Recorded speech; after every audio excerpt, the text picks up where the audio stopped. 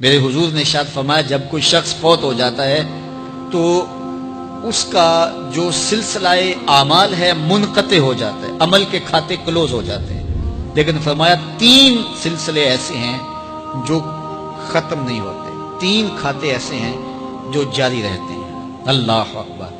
سب سے پہلے صدقہ جاریہ، دوسری بات میرے حضور نے ارشاد فرمایا علم جس سے لوگ نفع پائیں۔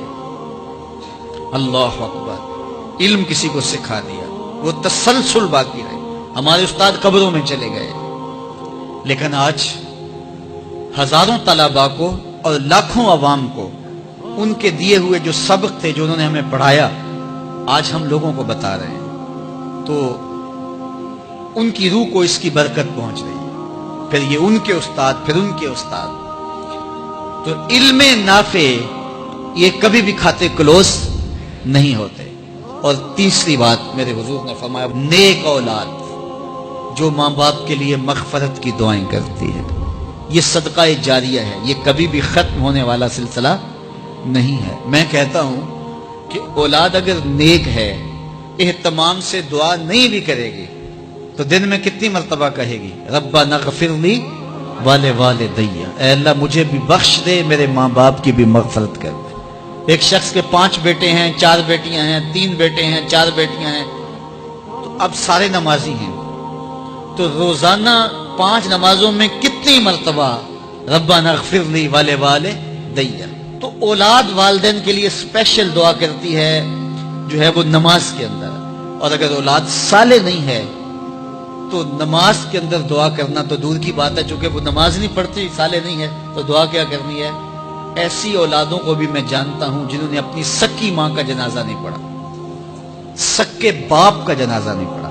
ویسے ایک ایسے بد نصیب کو میں جانتا ہوں جس نے واقعتاً نہیں پڑھا، آیا ہی نہیں، قبرستان میں بھی نہیں آیا، لیکن بہت سارے ایسے لوگوں کو میں جانتا ہوں جو قبرستان میں آئے ہیں لیکن اپنے باپ کا، اپنی ماں کا جنازہ نہیں پڑھا، جنازگاہ میں کھڑے رہے، جنازہ نہیں پڑھا۔ آپ سوچتے ہوں گے کوئی ایسا بد نصیب بھی ہو سکتا ہے؟ میں کہتا ہوں ایسے بد نصیب لوگوں کو آپ بھی جانتے ہیں۔ یہ کون بد نصیب ہیں؟ جنہیں جنازہ آتا نہیں، ساری زندگی لوگوں کے جنازوں میں رسمن کھڑے ہو کے آ جاتے ہیں، جنازہ آتا ہو تو کچھ پڑھے، جاتے ہر جنازے میں ہیں لیکن نماز جنازہ ہی نہیں آتی، تو کھڑے ہو کے لوگوں کو دیکھ کر کے سلام پھیر دیا، لوگوں کو دیکھ کر کے ہاتھ چھوڑ دیے اور جو ہے وہ جنازہ پڑھنے گئے تھے۔ اور جب اپنے ماں باپ فوت ہو جاتے ہیں تو کیا سارے کام چھوڑ کے جنازہ سیکھتے ہیں کہ ساری زندگی لوگوں سے فراڈ کیا، دھوکہ کیا، آج اپنی سکی ماں کو دھوکہ تو نہ دوں، آج اپنے سکے باپ سے تو فراڈ نہ کروں۔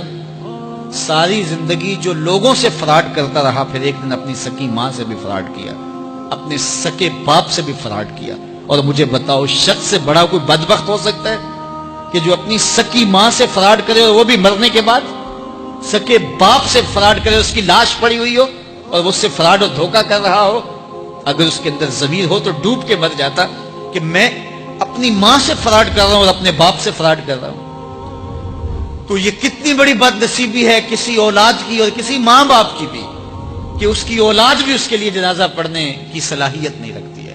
اور وہ کتنے خوش نصیب ماں باپ ہیں جن کا جنازہ خود اولاد پڑھاتی ہے۔ اتنی صلاحیت اور اس قدر اللہ نے ان کو خیر کی توفیق دی ہے کہ وہ خود اس قابل ہے اور اس منصب پہ ہے کہ وہ اپنے ماں باپ کا خود جنازہ پڑھائے۔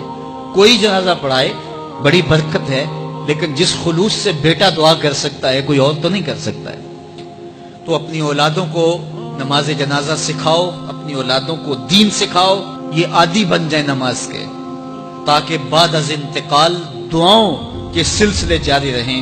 جو شخص روزانہ اپنے والدین کے لیے مغفرت کی دعا مانگے، والدین زندہ ہوں تب بھی، فوت ہو گئے ہوں تب بھی، علماء فرماتے ہیں ساری زندگی اس کے رزق میں بے برکتی نہیں آ سکتی۔ تو اپنے ماں باپ کو خوش رکھیے گا اگر زندہ ہیں تو، اور اگر فوت ہو گئے ہیں تو ان کے لیے دعاؤں کا سلسلہ کبھی بھی موقوف نہ ہونے دیجیے گا۔